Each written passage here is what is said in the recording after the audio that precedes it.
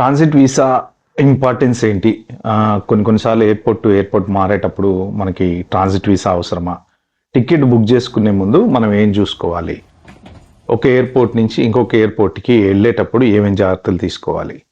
అలాగే green card ఒకవేళ expiry అయిపోయింది అనుకోండి, సో మనం ఇన్ టైంలో రెన్యూ చేసుకోకపోతే ఏమన్నా ప్రాబ్లం అవుతుందా? ఈ విషయాల గురించి మనం ఇవాళ ఈ వీడియోలో మాట్లాడుకుందాం. హాయ్, హలో, అందరికీ నమస్తే. Welcome to Yog stack. నా పేరు యోగానంద్.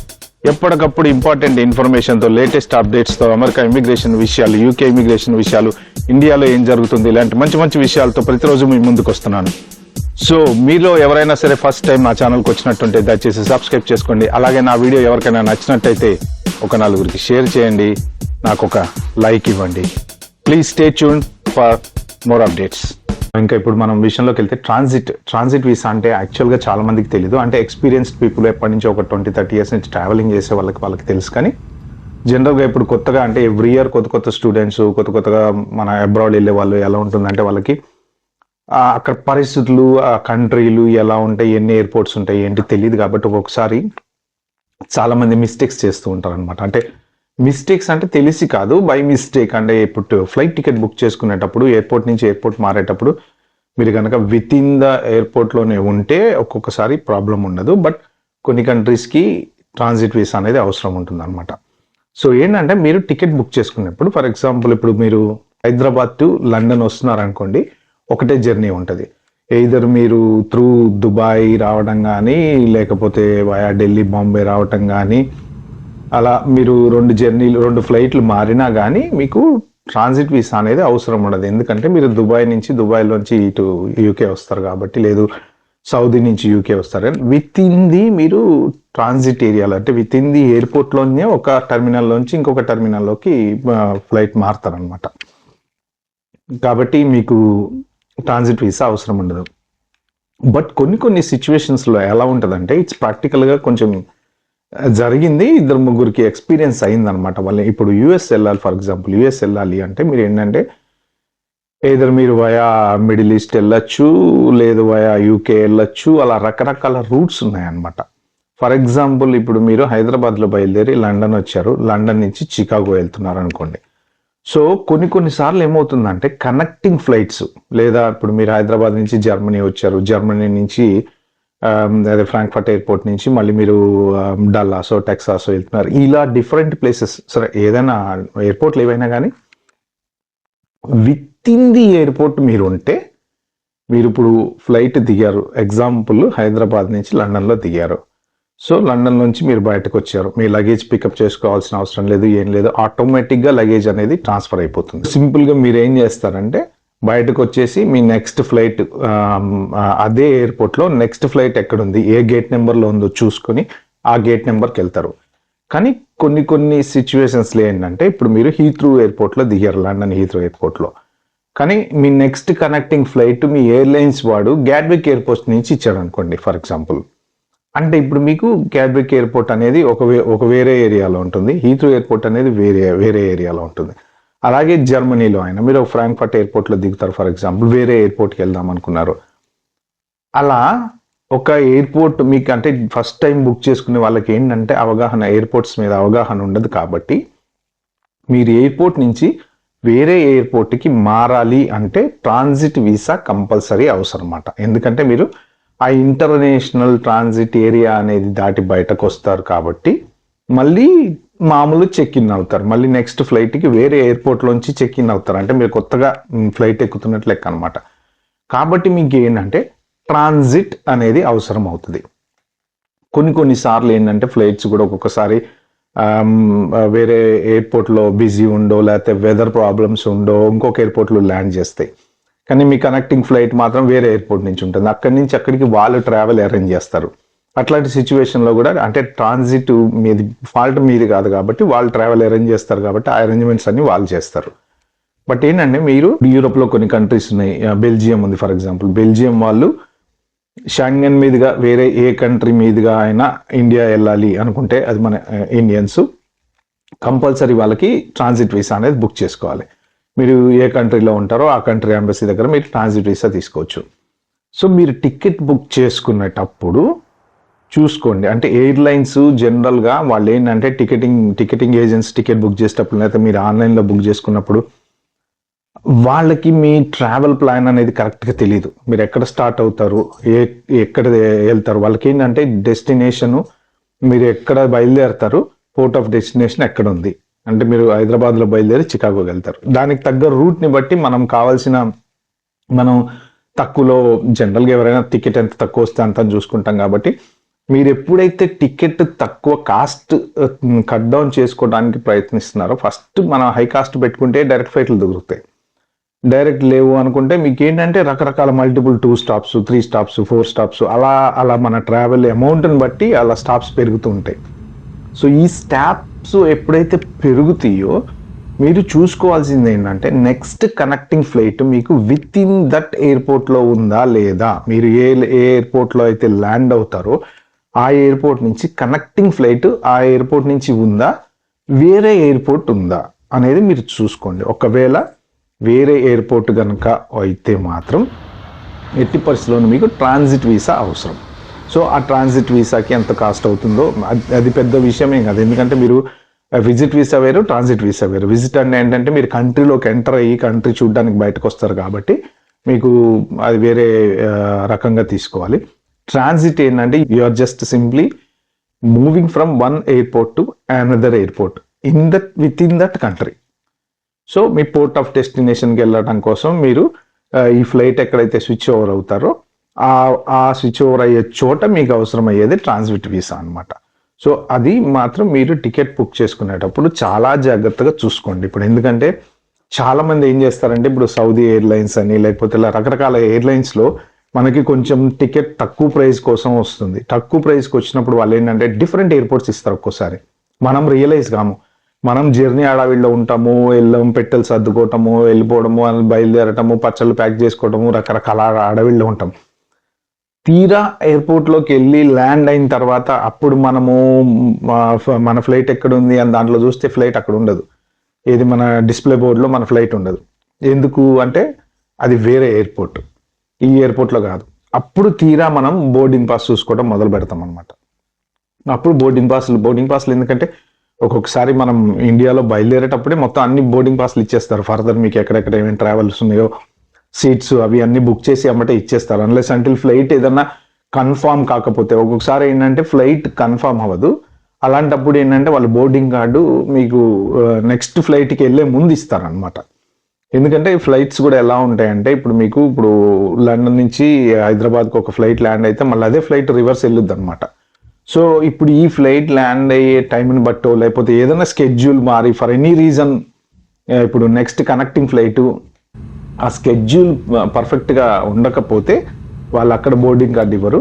ఈలోపు మీరు బయలుదేరి జర్నీ చేసే టైంలో ఇటు ప్లాన్ అయిపోతుంది వేరే ఎయిర్లైన్స్ వేయడమో. సో ఇప్పుడు ఎగ్జాంపుల్ నాకు కూడా ఒకసారి చికాగో ఎయిర్పోర్ట్లో జరిగింది. ఏమైంది అంటే యాక్చువల్గా మా రావాల్సిన ఫ్లైట్ రాలేదు. అదే ఫ్లైట్ మళ్ళీ తిరిగి మమ్మల్ని లండన్ తీసుకెళ్ళాలి, కానీ ఆ ఫ్లైట్ రాలేదు. ఏమైంది, 8 hours ఎయిర్పోర్ట్లో కూర్చోవాల్సి వచ్చింది అనమాట. 8 hours తర్వాత మళ్ళీ వాడి ఏదో ఒక పైన ఒక ఆర్టీసీ బస్ లాంటిది ఒక డబ్బా ఫ్లైట్ ఒకటి తీసుకొచ్చి పెట్టి మళ్ళీ మమ్మల్ని పంపించాడు. బుక్ చేసుకున్న ఫ్లైట్ వచ్చేటప్పుడు ఫ్లైట్ ఏమో ఒక రేంజ్లో ఉంది, వెళ్ళేటప్పుడు మాత్రం కనీసం దాంట్లో టీవీలు కూడా సరిగ్గా లేవు అనమాట. సో సిచ్యువేషన్ అలా ఉంటుంది. ఒక్కొక్కసారి ఏంటంటే ఫ్లైట్ మీకు బుక్ చేసిన దానికి మళ్ళీ మధ్యలో మారేదానికి, అందుకని ఏంటంటే బోర్డింగ్ కార్డు ఒక్కొక్కసారి ఇవ్వకపోవచ్చు. మనం దానికి కంగారు పడాల్సిన పని లేదు. బట్ మెయిన్ మీరు చూసుకోవాల్సింది ట్రాన్సిట్. ఒక ఎయిర్పోర్ట్లోనే ఉంటున్నామా, వేరే ఎయిర్పోర్ట్కి వెళ్తున్నామా? ఎగ్జాంపుల్ మీరు చికాగో ఎయిర్పోర్ట్ తీసుకుంటే చికాగోలోనే ఉంటున్నామా, వేరే ఎయిర్పోర్ట్కి మారుతున్నామా? లేదు దుబాయ్ ఫర్ ఎగ్జాంపుల్ దుబాయ్ తీసుకుంటే దుబాయ్లో ఉండేది ఒకటే పెద్ద ఇంటర్నేషనల్ ఎయిర్పోర్ట్ కాబట్టి ఆబ్వియస్లీ మీరు మారే పని ఉండదు. అలాగా ఇప్పుడు ఇండియా ల్యాండ్ అవుతాము. ఇండియాలో కూడా ఒక్కొక్కసారి ఇండియా ల్యాండ్ అయినప్పుడు ఎలా ఉంటుంది అంటే మనం ఆల్రెడీ మనకి దాని దగ్గర ఓసీఏ ఏదో ఉంటాయి కాబట్టి మనం బాంబేలో ల్యాండ్ అయ్యి బాంబే నుంచి హైదరాబాద్ వచ్చేటప్పుడు మన పోర్ట్ ఆఫ్ డెస్టినేషన్ బాంబేతో ఖతం అయిపోతుంది.